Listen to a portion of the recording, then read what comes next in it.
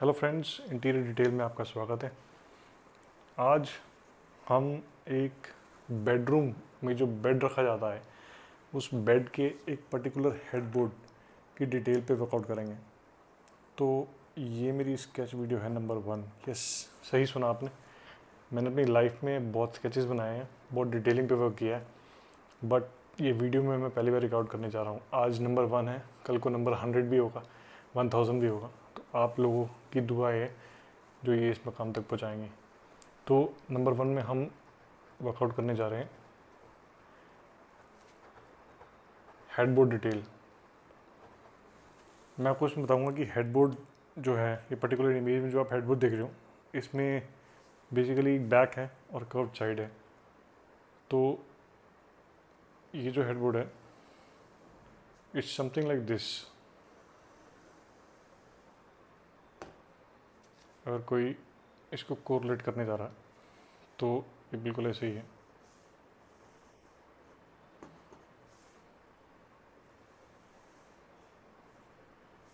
The headboard is something like this. Yes, तो ये headboard जो है, इसकी डिटेल के बारे में हम वर्कआउट करेंगे स्केच के फॉर्म में। स्केच के फॉर्म में मैं आपको समझाऊंगा कि कैसे इसमें पार्ट्स एंड डिटेल्स बनती हैं। ठीक है, तो ये है हमारी आउटर बॉडी। आउटर बॉडी के साथ साथ जो है इसके फ्रेमवर्क को अभी हम डिज़ाइन करेंगे। मैं आपको बताऊंगा कि इसके अंदर फ्रेमवर्क कैसे कैसे बनता है। तो ये बेसिकली जो है, इसमें वुडन पैटर्न्स लगाए जाते हैं जगह जगह पे। इंटरनली ऐसा फ्रेम बनता है। ये जो पिंक लाइन से मैंने बनाया है, ये आपका आउटर है, और इसकी फ्रेमिंग पे हम वर्कआउट करेंगे ताकि आपको डिटेलिंग में पता चले कि इसमें क्या क्या चीज़ें इंक्लूड होती हैं। तो ये बेसिकली अभी इसको हम टॉप और बॉटम फ्रेमवर्क बना रहे हैं।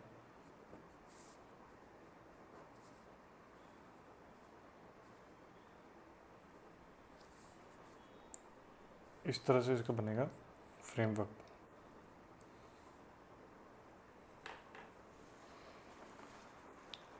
ये आपका फ्रेमवर्क बन गया। तो इसमें बेसिकली क्या है, जो आपका ये हेडबोर्ड आप इमेज में देख रहे हो, इसकी नॉर्मली जो हाइट है which ranges from somewhere around 900 to 1050 mm। हम लोग डिटेलिंग की बात सिर्फ मिलीमीटर में करेंगे, मैट्रिक में, बिकॉज इंटीरियर की डिटेलिंग अगर mm में की जाए तो एकदम परफेक्ट बनती है। वैसे कारपेंटर लोग जो है वो फीट्स में बात करते हैं, इंचेस फीट में। मोस्टली क्लाइंट्स और कारपेंटर्स इसमें बात करते हैं, but we need to make it in mm। AutoCAD में आपके पास सेटिंग होती है जिसमें जो है mm के नीचे भी फीट और इंचेस में आप डायमेंशंस लिख सकते हैं। ये बहुत लोगों को पता होगा जो इसे कोरिलेट करने की कोशिश कर रहे हैं। तो ये जो लेंथ है, it must be somewhere around, हम इसको ले लेते हैं 1200 mm, यानी कि 4 फीट 48 इंचेस। ठीक है, और ये जो डेप्थ है इसको हम प्रिज्यूम कर लेते हैं समवेयर अराउंड 300 mm। ठीक है, तो ये इसका फ्रेमवर्क है। तो 900 और 1050 के बीच में हम एक और फ्रेम बनाएंगे, क्योंकि सपोर्ट मिल जाता है। जो आपका फ्रंट सरफेस होगा उसको सपोर्ट मिल जाएगा। ऐसे मिया बनाएंगे। ठीक है, तो आपको लग रहा होगा कि ये आसान डिटेलिंग है, बट इस पर हम मटेरियल स्पेसिफिकेशन के बारे में भी बात करेंगे कि इसमें क्या क्या मटेरियल लगा है और एक कर्व पोर्शन कैसे बनाया गया। ठीक है, तो बेसिकली क्या है कि ये कर्व पोर्शंस में जो आपके ये ऑरेंज पार्ट देख रहे हो, this orange part is wooden patterns.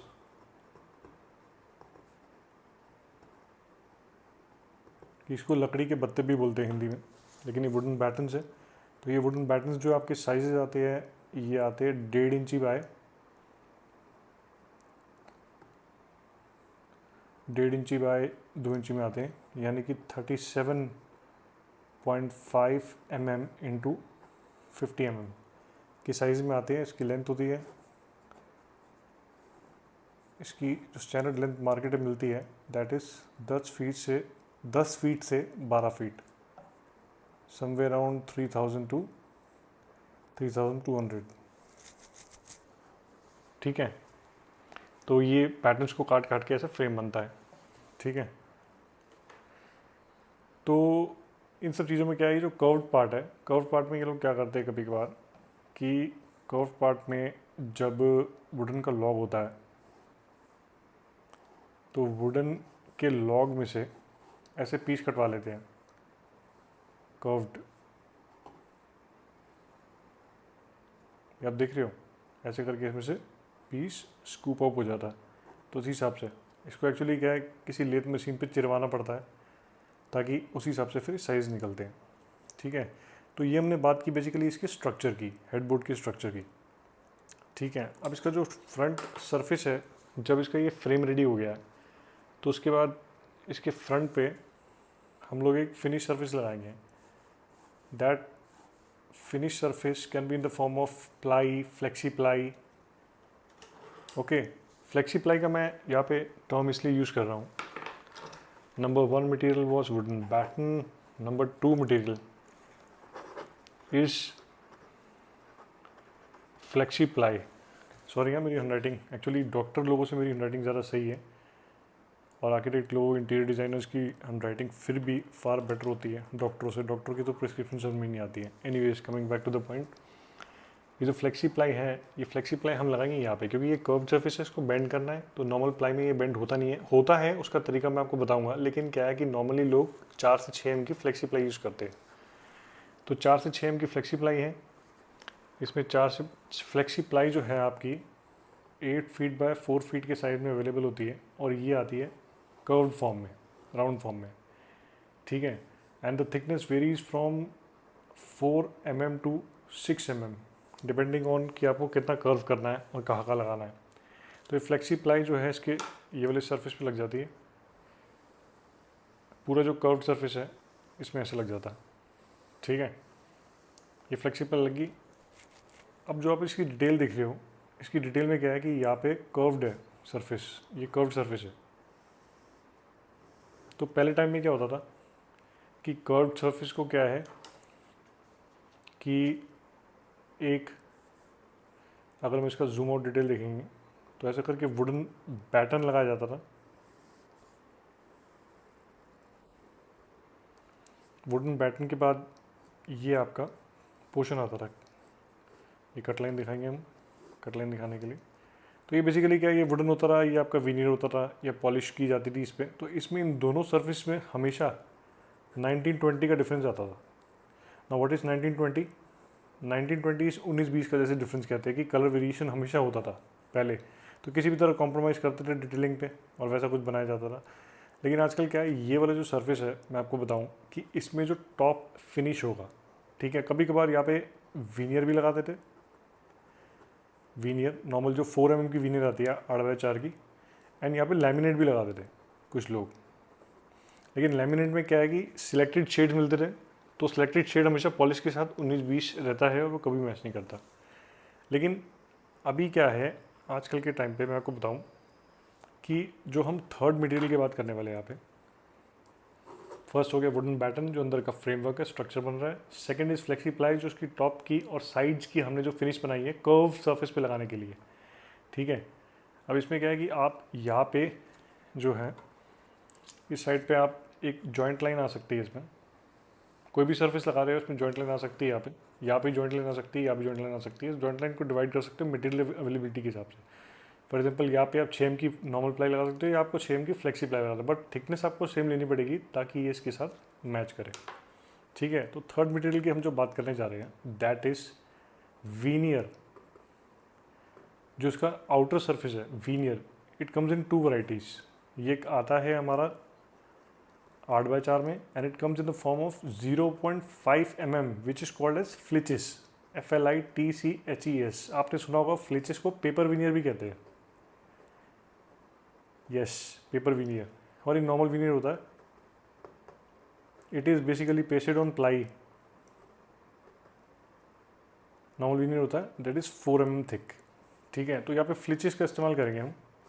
फ्लिचेस का इसलिए इस्तेमाल करेंगे, फ्लिचेस में क्या है, ये लाइन जो है ये सीमलेस आ जाती है, ये लाइन देख रहे हो आप, ये लाइन सीमलेस आ जाती है। तो whenever a flitch is applied, ये आपका फ्लिच ऐसे आया ऐसे करके और एकदम ही ऐसे करके बेंड हो गया, तो ये फिर स्मूथ फिनिश मिलती है और यहाँ पे कोई जॉइंट नहीं आएगा फिर आपका इसमें, ठीक है। तो third type of material is flitches, जिसकी हम बात कर रहे हैं अभी। तो ये फ्लिचेस जो है मैं आपको बता दूं, फ्लिचेस कहाँ से जनरेट होती है। फ्लिचेस जैसे अगर आप किसी भी पेड़ का सेक्शन काटोगे और वुड का बाग देखोगे तो बाग इज समथिंग लाइक दिस, ठीक है, सेंटर से ओरिजिनेट करता है। तो ये फ्लिचेस जो निकलती है, फ्लिचेस आपकी हमेशा इस फॉर्म में होती है, पेपर विनियर जिसकी बात कर रहे हैं इस फॉर्म में होती है। तो ये क्या है कि इन सरफेस को निकाल के बनाई जाती है। ये हो गया फ्लिच। ये इतनी फॉर्म में इसलिए होती है क्योंकि एक बार में काटा नहीं जा सकता, तो मैक्सिमम आपको लेंथ जो मिलती है that is somewhere around 150 to 200 mm जो अवेलेबल होती है। और लेंथ में इट स्टार्ट्स फ्रॉम 2.4 मीटर, उससे छोटी भी आ सकती है लेकिन 2.4 मीटर स्टार्ट होती है। और उसमें जो ग्रेन्स होती हैं that grains direction is vertical, क्योंकि वुड के आपने देखा होगा सारे ग्रेन्स वर्टिकल होते हैं, तो इसमें वर्टिकल होता है, ठीक है। तो ये आपको फ्लिच का मैंने समझा दिया कि फ्लिच कैसे अवेलेबल होती है, कैसे एक्सट्रैक्ट होती है और कहाँ से मिलती है, ठीक है।